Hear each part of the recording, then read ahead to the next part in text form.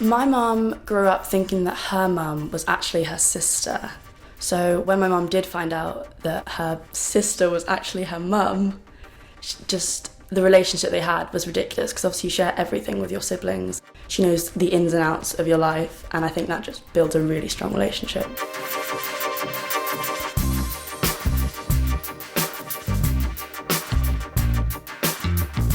The tattoo I'm getting today is lyrics from both my nan and my mum's favourite song. I chose to get this tattoo done in UV because it really does mean that much to me that I'd rather have it as something that I know that is there and I can share with those that I feel comfortable with. The song is called As, and it was originally by Renaissance the Classics, and the lyric from the song is, until the day that 8 times 8 times 8 is 4, which to me means I'll love you until the impossible happens, and it signifies my undying love for my mum and my nan. I remember my grandma playing the song when we were either just sitting down having breakfast, or if we were in the car, like everywhere she could possibly play this song, she would play this song. The tattoo I'm getting today is going to be on my left shoulder, and I'm going to have it as if someone's handwritten it onto my skin. Yeah, it's fun doing UV tattoos. It's different. You don't have them walking in the door every day. Sometimes you actually get really close to people. You have some kind of chemistry when you tattoo people. I think the best kind of artist is a tattoo artist because their canvas is constantly moving. Like, you have blood rushing through your veins and like your heart beats, and how they can get such precision without using a rubber or starting again. Like, once you've done it, it's there forever. My relationship with my grandmother was always very close, although she did have a favourite that was my older brother because he was the firstborn, but deep down I knew she loved me. Like, she'd send me things that were so sentimental that she knew that would mean so much to me. My nan was the biggest part of my life. It was devastating when she passed. Before I came in, I was excited about the whole thing, and now that's actually happened, it's like a different kind of excitement. I think when you're older and you look back at your tattoos, I think it'll be a really fond memory of, oh, I did this when I was 18 because I love this, or I did this to commemorate my grandma, especially for me. That means so much to me, and I think it'd be a nice thing to look back on. I think I'd like to get a few more UV tattoos because I think they'd be more personal to me. Things that don't mean as much and that I don't have to explain, I'll have just in normal ink, whereas ones that genuinely have a deep meaning that I don't want people to really know about, I'd probably go for UV. Because it makes it a little bit more personal. I think this is going to be my most personal tattoo by far. I choose the locations of mine quite carefully because I don't want to look like a tattooed person. I just like to have them, but knowing that they're there for me. I often lie. If people ask me about them, I say I only have the ones that they've noticed. I feel no compulsion to tell or show anybody.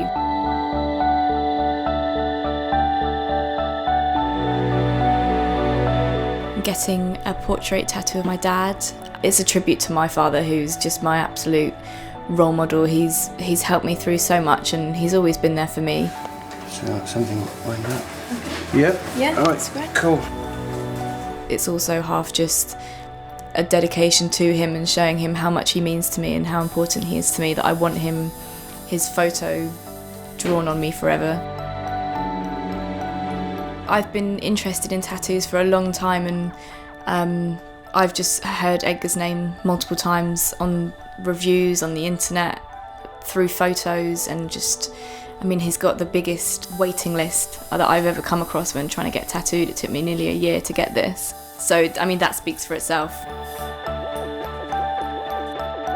I'm getting the tattoo on my upper inner arm because it's kind of forever going to be in the corner of my eye. It's not on my back or out of place where I can't see it, and it's kind of positioned next to my heart. Yeah, my dad is the closest person in my life to me. Photo is actually probably one of the only good photos of my dad. He's not that photogenic. It captures his really nice smile and how I see him perfectly. My dad and I always like to do different things on Christmas Day. We don't like to have a conventional Christmas. A couple of years ago we got up at about 4 a.m. and drove into central London, and we hired some bikes and just cycled round the whole of London whilst it was completely empty and at night time, and then kind of just watched the sun come up in Oxford Street while there was not a single person around. And it was just, I don't feel like I could do that with anyone else.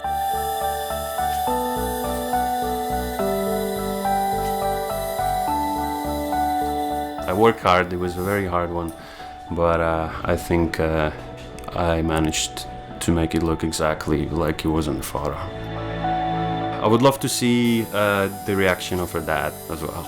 So I think he's going to be happy too. I feel really good.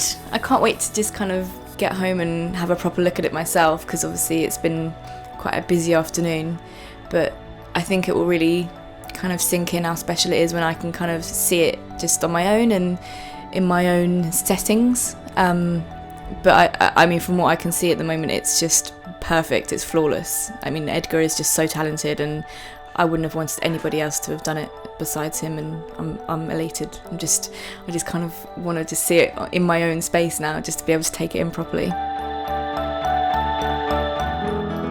When I got the tattoo, I just recently separated from my husband. I was never allowed a tattoo. It was basically, you're not allowed to do this, you're not allowed to do that. And it was that act of rebellion, and I just felt that I had to go and do something.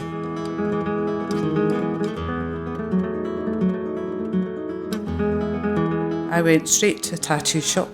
They showed me a book of tattoos. I picked the first one that I sort of liked, and that was the one I got. Instantly regretted it, and I wouldn't show it to anybody. It's in a really good place for hiding since I'm sitting on it.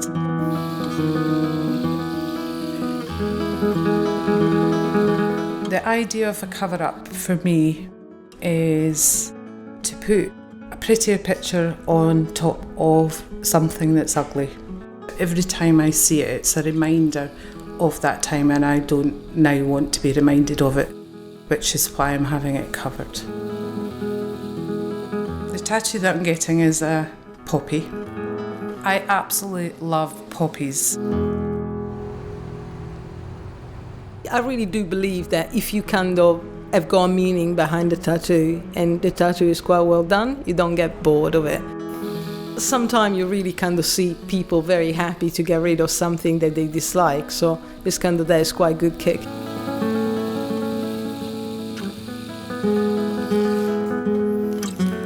It took me probably about 8 years to find my next tattoo. I learnt my lesson from the first one of not rushing into something. It just represents me breaking out of all the bad stuff that's happened. I wouldn't let anybody other than Tota do this cover-up for me. She just knows me so well, and it's just so perfect. I mean, tattoo something that's been already tattooed, there's more scar tissue, so it's a little bit more difficult, but it's kind of quite good to kind of cover that and turn into something fresher and nicer. The tattoos now all tie in exactly. I went with a flower, a nature theme, and the red devil just didn't fit in with any of that, and it's now all coming together, and I'm just so pleased. I can't believe that it's so perfect. The picture she drew, it will cover completely a really bad memory with something that I love so much.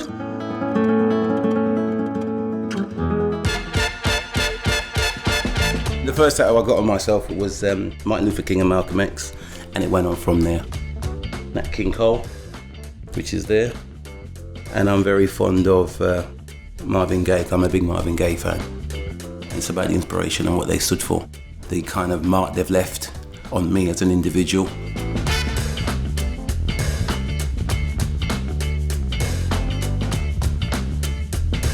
I work with young offenders. I need to be aware of discretion and keeping people's trust. My tattoos are quite personal, but at the same time, my employers aren't always keen, but they understand by what I do and the kind of people I deal with that tattoos is a way of expressing themselves, so they kind of are okay with it. I've always liked tattoos. At the time when I was very, very young, I wasn't, for instance, keen of doing something about it then, but as I've now got to a certain age and I've lived a bit of life, I now can reflect on things that were important to me as I was growing up. Today getting James Brown, who again is a very big influence on me, not just as when I was growing up, but even today, and I'm sure he's an influence to a lot of people, so I'm looking forward to it.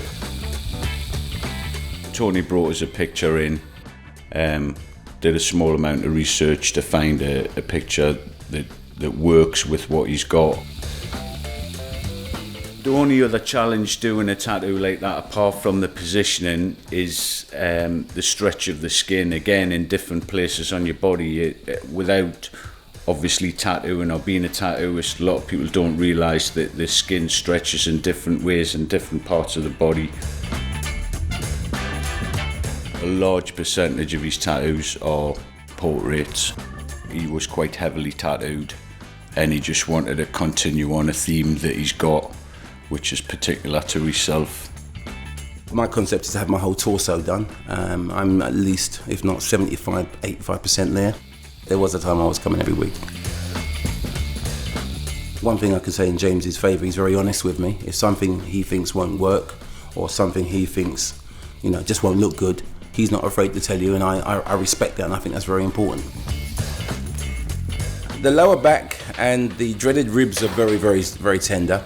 There is a rush of adrenaline. So in comparison to those, it's not as tender, but I just say this, kids, don't be thinking it's going to be a walk in the park. There is some glory after, but I'm very much a case of once James says that's it, that's when I'm the happiest, because I know it's finished. And we can, get ready for the next one. My sleeve is very personal to me. Every part of it, every inch of it means something to me.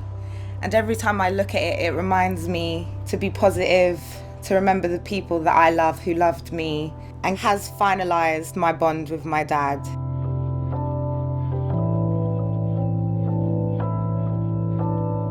My dad killed himself when I was 1, unfortunately, so. My name is Sai, I'm 27, I'm from West London, and I'm a nursery nurse for autistic children under 5. The children at work react well to my tattoos. They tend to look at the tattoos really closely and then randomly come out with words like the colours or the shapes. I try to be positive and bubbly at all times. You have to be very enthusiastic with autistic children and always appreciate even the littlest steps.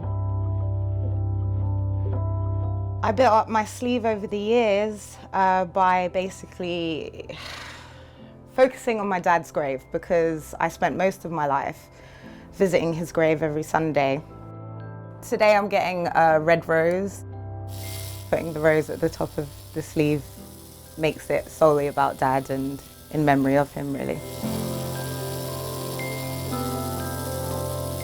Miguel is an amazing artist. I've seen so much of his work. I met him first and he's very professional, he's very open and honest, and I really like how he works.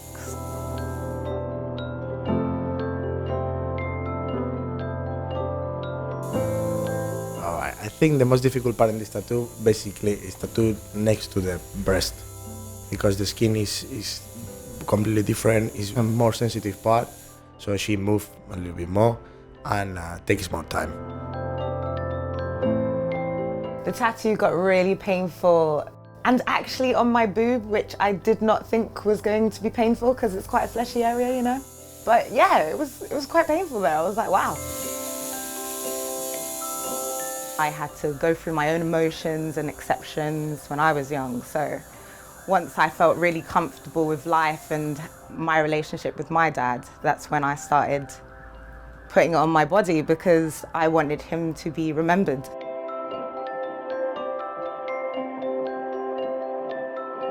I'm very happy with how my tattoos turned out. It's beautiful and I can't wait to just get those little bits finished.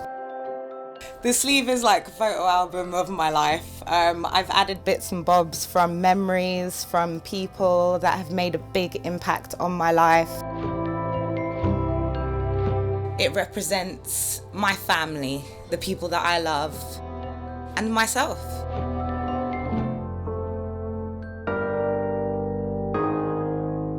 For me, family is everything. It's where I get all my support and everything I need. Diabetes has had a huge impact on my family through other generations, so this tattoo today is showing my appreciation that everyone's still here and how strong they are.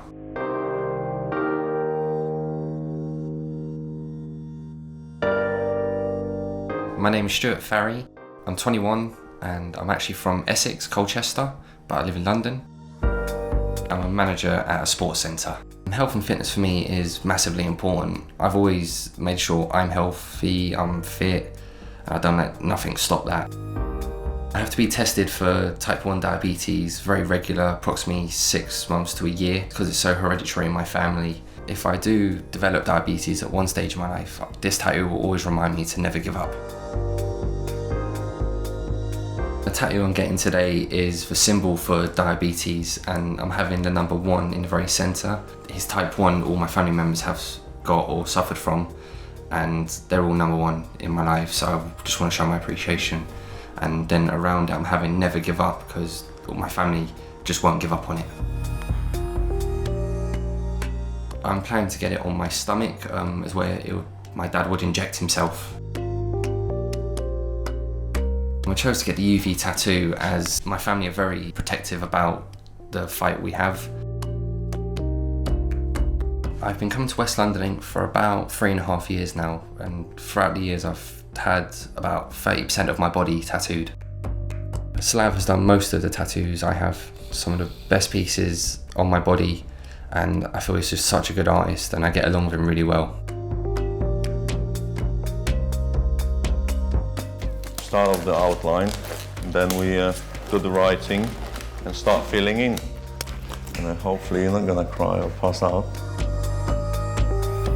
Process of the UV tattoo, a little bit harder for us, because when we're doing it, it's hard to use the UV light and the normal light in the same time. You just see the redness in the skin. I think it's all done. Whoa. No more pain for sure. When I get home, the first thing I do is get my black torch out and show my dad and show the appreciation I've got for our family. I'm glad that Slav did it, because he's the best artist I've ever come across, and I wouldn't go to anybody else. I really love the UV tattoo and knowing it's there now. I have a completely personal and very secretive tattoo that only I will know, and if I want to show somebody I will. Get my black torch out. So we deal with senior military people. Consciously I have to wear long sleeves. I wear a suit most days to work, so it's not a problem. Most of the people have no idea when I come into work that I've had tattoo. It's a personal thing. I met Tony Blair in Iraq. I don't think I could really turn up and shake his hands with a hand tattoo of a skull or a neck tattoo, so yeah.